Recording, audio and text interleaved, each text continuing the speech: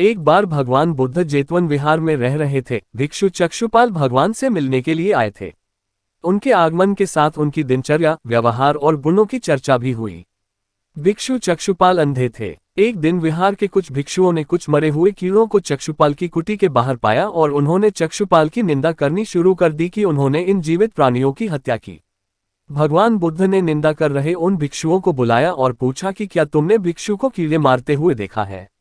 उन्होंने उत्तर दिया नहीं। इस पर भगवान बुद्ध ने उन साधकों से कहा कि जैसे तुमने उन्हें कीड़ों को मारते हुए नहीं देखा, वैसे ही चक्षुपाल ने भी उन्हें मरते हुए नहीं देखा और उन्होंने कीड़ों को जानबूझकर नहीं मारा है, इसलिए उनकी भर्त्सना करना उचित नहीं है। भिक्षुओं ने इसके बाद पूछा कि चक्षुपाल अंधे क्यों हैं? उन्होंने इस जन्म में अथवा पिछले जन्म में क्या पाप किए? भगवान बुद्ध ने चक्षुपाल के बारे में कहा कि वे पूर्व जन्म में एक चिकित्सक थे। एक अंधी स्त्री ने उनसे वादा किया था कि यदि वे उसकी आंखें ठीक कर देंगे तो वह और उसका परिवार उनके दास बन जाएंगे।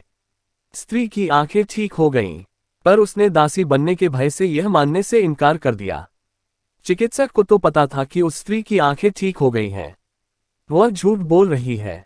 उसे सबक सिखाने के लिए या बदला लेने के लिए चक्षुपाल ने दूसरी दवा दी। उस दवा से महिला फिर अंधी हो गई। वह कितना ही रोई पीटी, लेकिन चक्षुपाल जरा भी नहीं पसीजा।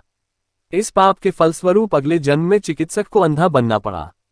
एक बार भगवान बुद्ध अपने अनुयायियों के साथ किसी गांव में उपदेश देने जा रहे थे। उस गांव से पूर्वी मार्ग में उन लोगों को जगह जगह बहुत सारे गड्ढे खुदे हुए मिले। बुद्ध के एक शिष्य ने उन गड्ढों को देखकर जिज्ञासा प्रकट की, आखिर इस तरह गड्ढे का खुदे होने का तात्पर्य क्या है? बुद्ध बोले, पानी की तलाश में किसी व्यक्ति ने इतने गड्ढे खोदे हैं। यदि वह धैर्यपूर्वक एक ही स्थान पर गड्ढे खोदता तो उसे पानी अवश्य मिल जाता, पर वह थोड़ी देर गड्ढा खोदता और पानी न मिलने पर दूसरा गड्ढा खोदना शुरू कर देता। व्यक्ति को परिश्रम करने के साथ धैर्य भी रखना चाहिए।